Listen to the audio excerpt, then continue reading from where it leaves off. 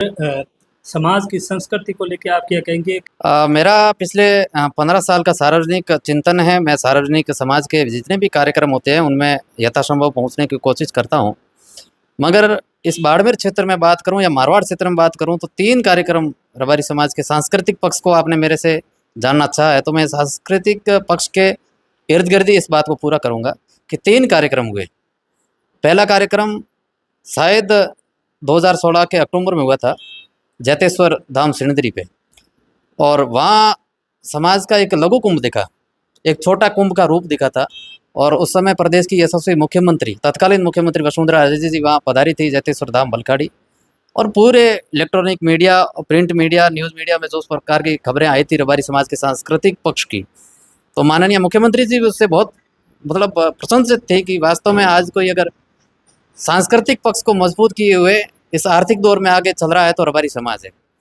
लंबा समय चला गया और हम लोग प्रोग्रेसिव मूड में थे। समाज के हर एक क्षेत्र में समाज ने प्रोग्रेस करा और उसके बाद में समाज का जो विराट स्वरूप आपने देखा, वो जोधपुर महाकुंभ देखा था। अब देश और दुनिया के मीडिया की वो चर्चाएं रही। पूरे देश और दुनिया में डिजिटल युग में अगर सबसे कोई चर्चित महाकुंभ रहा, तो वो हमारा जोधपुर का महाकुंभ रहा था। और उसके चर्चित रहने के कई कारण रहे। उसमें हमारा सामाजिक एक वहाँ जो जनसैलाब उमड़ा था, उसका पूरे समाज के जनसैलाब का जो अनुशासन था, वो अनुशासन अकॉर्डिंग ए पुलिस प्रशासन कि हमने कहीं नहीं देखा। जितने महाकुंभ हुए उन्होंने अपने अपने स्तर पर अनुशासित तरीके से करे होंगे, मगर वहाँ के प्रशासन का ये अनुमान था, उनका कहना था, फीडबैक था कि रबारी समाज का जो अनुशासन था, डिसिप्लिन है, वो वेल डन था।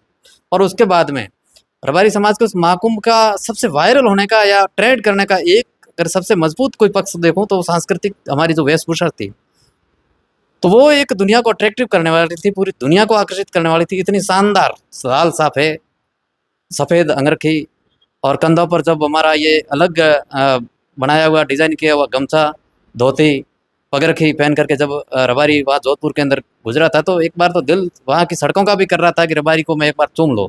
तो इतना मतलब मनमोहक और हृदय को छूने वाला वो महाकुंभ हुआ था। उसके बाद में आपने लघु रूप अभी देखा बाड़मेर में। पूरा संत समाज यहाँ मारवाड़, गुजरात, अबुराज मंडल, जोधपुर मंडल, मालानी मंडल के अनेकों अनेक संत आए हमें आशीर्वाद देकर के, और समाज ने बड़े अच्छे तरीके से इस आयोजन को इवेंट करा। और यहाँ से जो हमारा सामाजिक एकता का, धार्मिक हमारा जो आध्यात्मिक होने का हमारा जो संदेश गया, आज संतों ने बहुत भूरी भूरी प्रशंसा करी। उस दिन भी सभी संतों ने हमें आशीर्वाद दिया। और एक तो कुछ है कि हम लोग आज भी अगर इतने समय बाद में है, तो हमारा जो आध्यात्मिक पक्ष है, वो ही हम सबको सबकी नज़रों में अच्छा बनाए रखने के लिए मजबूत है। समाज आध्यात्मिक रहा है, हमेशा से समाज का आध्यात्मिक पक्ष बहुत बड़ा गहरा रहा है। हमारा झुकाव है वो आदि अनादि काल से आध्यात्मिक रहा है। और उस हमारी आध्यात्मिक यात्रा के कारण ही तो हम आज संतों के मुख से जब हमारी प्रशंसा होती है, और कोई समाज होता है तो हमारे प्रति कोई नेगेटिव नहीं सोचता है। सबके मन में हमारे प्रति एक भाव रहता है, ममता भाव रहता है, भ्रातृत्व भाव रहता है। हमसे हर कोई चाहता है वो भाईचारे से पेश आता है। उसका कारण है कि हमारा आध्यात्मिक और धार्मिक पक्ष बहुत बड़ा गहरा है। अब वो समय चला गया, आज समय डिजिटल युग का है और आज हमें एजुकेशन में और कुछ करने की ज़रूरत है। समाज में नशा मुक्ति पर तो आपने बात कर ही ली कि समाज आज नशा मुक्ति की तरफ अग्रसर है। धार्मिक रूप से हमारा पक्ष बहुत मजबूत है, मगर हमारा जो पक्ष कमज़ोर है वो एजुकेशन हमारा थोड़ा कम है। तो हमें सामाजिक कुरीतियाँ हैं, कई प्रकार की कुरीतियाँ हैं, उन कुरीतियों पर मेरा अगर आइडियल मानो या किसी को अगर फॉलो करता हूँ, तो आज के ज़माने में मैं सबसे ज़्यादा फॉलो करता हूँ आदरणीय कर्नल बैसला के विचारों को। और वो एक युग पुरुष थे, इस सदी में एमबीसी वर्ग के मसीहा बन करके आए थे, और उन्होंने अपने एक कार्यक्रम में कहा था कि 20 वर्ष तक हमें सामाजिक कुरीतियों पर, सामाजिक खर्चों पर एक प्रतिबंध लगाना चाहिए कि हम 20 साल तक जो हमारा आर्थिक अर्निंग है, उसको सिर्फ और सिर्फ हम एजुकेशन पर खर्च करें। और एजुकेशन नहीं कि हम सिर्फ सर्टिफिकेट लेकर के बैठ जाएं। एजुकेशन हमें वो अर्न करनी है या लर्न करना है कि जो रोजगार परक हो।